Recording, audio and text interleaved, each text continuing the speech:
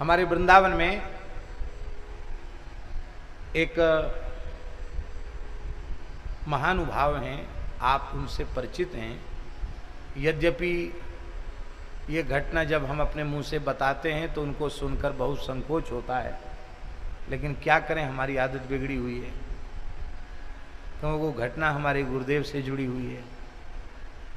स्वामी फतेह कृष्ण जी को तो आप पहचानते ही हैं, रासधारी, बड़ी सुंदर रासलीला करते हैं, राष्ट्रपति पुरस्कृत हैं गायन में। तो वो ठाकुर जी बनते थे, उस समय की बात है। फतेह कृष्ण जी रास विहारी स्वरूप में लीला करते, ठाकुर जी बनते थे, और एक स्वरूप वो राधा रानी बनते थे, श्री जी। और हमारे पूज्य गुरुदेव भक्तमाली जी उस समय विराजते थे गिरिराज जी में, लक्ष्मण मंदिर में। तो श्रावण में, भादों में कभी कभी महाराज जी वृंदावन आ जाते थे, और पूज्य श्री गिरधारी दास जी भक्तमाली जी के पास, उनसे बहुत मित्रता थी महाराज जी। तो उनकी ही कोठरी में महाराज जी का आसन रहता था। और उस समय लीला सुदामा कुटी में नहीं होती थी, उस समय लीला होती थी सावन भादों में प्रभुदत्त ब्रह्मचारी जी के यहाँ।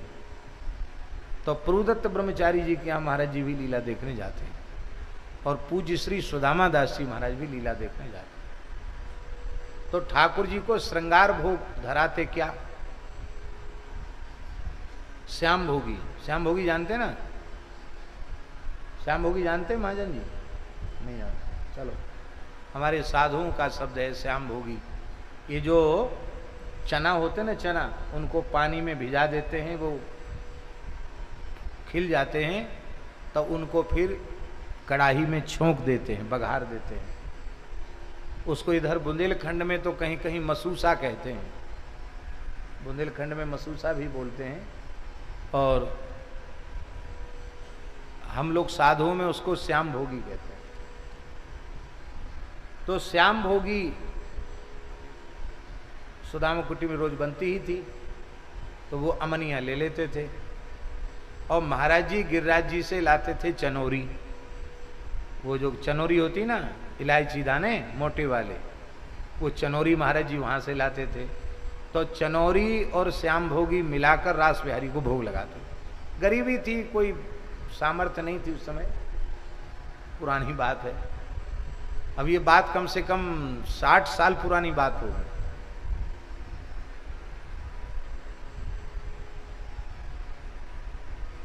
तो फतेह कृष्ण जी ने अपनी अनुभूति सुनाई।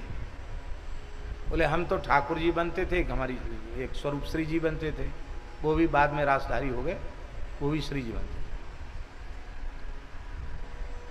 तो बोले महाराज जी रोज वही पवाते। तो एक दिन हमारा श्रृंगारी बहुत बिगड़ गया महाराज जी पर। हे बाबा, तो बढ़िया माल तो लावे नहीं, रोज यही श्याम भोगी और इन्हें चनौरियन ने ले आवे हैं। अरे कबू रबड़ी ला, कबू रसगुल्ला ला, कभी गुलाब जामुन ला, बढ़िया बढ़िया चीज़ भोग लगाए। साधु यही ले के चलो आए, और ठाकुर जी इस चीज़ का भोग नहीं लगा, मना कर दिया उसने, नहीं ये भोग नहीं लगेगा। श्रृंगारी जानते हैं ना, जो स्वरूप का श्रृंगार करते हैं। महाराज जी ने कहा कोई बात नहीं। तो स्वामी फतेह कृष्ण जी बता रहे थे कि मैंने देखा महाराज जी के नेत्र भर आए, हम तो बालक ही थे, हमको दया आ गई। ना है श्रृंगारी, हम तो भोग लगाएंगे, और ये हमको बहुत प्रिय हैं। ठाकुर जी ने कहा हमको बहुत प्रिय हैं, हम तो भोग लगाएंगे। जब ये प्रार्थना की महाराज जी, ठाकुर जी ने जब ये कहा, तो महाराज जी भावाविष्ट हो गए, और पत्तल युगल सरकार के सामने पत्तल परोस करके महाराज जी वही चनौरी मिली हुई श्याम भोगी परोसने लगे। प्रभु लड्डू, फिर ठाकुर जी पालें, प्रभु बर्फी, प्रभु पेड़ा, प्रभु गुलाब जामुन, एक एक व्यंजन का नाम ले रहे हैं। और इस संस्मरण को सुना के फतेह कृष्ण जी आज भी सजल हो जाते हैं। कहते बाबा हम क्या बताएं, हमारे स्वरूपाई की सबसे बड़ी अनुभूति है। बाबा अपने श्रीमुख से जो कहते थे उसी व्यंजन का स्वाद श्री जी को और हमको प्राप्त होता था।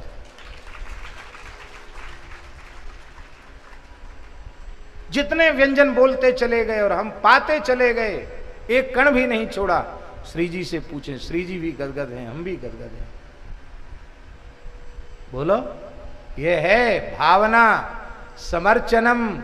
जब भाव होगा तो श्याम भोगी में ही, चनोरी में ही लड्डू, पेड़ा, गुलाब जामुन, मालपुआ, कचौड़ी, खीर, मलाई सब कुछ उसी में प्रकट हो जाएगा। और भाव नहीं होगा तो 56 भोग पधरा दो सामने तो भी कुछ मिलेगा नहीं है? भाव की बात। एक पुजारी जी थे,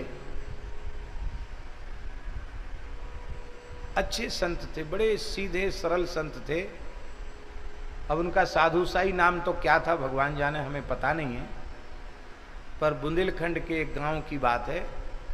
गांव के लोग उनको हलकाई महाराज कहते थे। हलकाई महाराज, छोटे कद के थे, कमर झुकी हुई थी, उनको लोग हलकाई महाराज कहते थे। बड़े प्रेम से ठाकुर जी की सेवा करने वाले महाराज जी वहां 10-10, 15-15 दिन विराजते थे। हमको भी साथ रहने का अवसर मिलता था। तो ठाकुर जी के भोग में वो पुजारी जी रोज मोटे मोटे टिक्कड़ चूल्हे के और उर्द की दाल और एक आध कोई चटनी, बस चटनी धनिया मिर्चा की, और तो क्या कोई। वो ठाकुर जी को भोग लगाते, किसी को रसोई में घुसने नहीं देते। और जब पाने हम लोग बैठते तो जीवन में न तो ऐसी दाल पाई, न ऐसा जीवन में इतना दिव्य प्रसाद में स्वाद। हमने महाराज जी से पूछा कि महाराज जी, रोटी और उर्द की दाल तो वैसे भी पाते हैं, लेकिन ये तो इतना स्वाद यहाँ कैसे आता है? तो महाराज जी बोले, पंडित जी, ये पदार्थ का स्वाद नहीं है, एक सीधे साधे सरल संत के भाव का स्वाद है। वे कितने भाव से रसोई बनाते हैं, कितने भाव से सेवा करते हैं, और इतने भाव से जो नैवेद्य तैयार करेगा उसे ठाकुर जी दृष्टि से भोग नहीं लगाते, भगवान अपने अधर का स्पर्श कराते हैं। ये ठाकुर जी के अधर सुधारस का स्वाद है, इसलिए इसमें इतना स्वाद आ रहा है।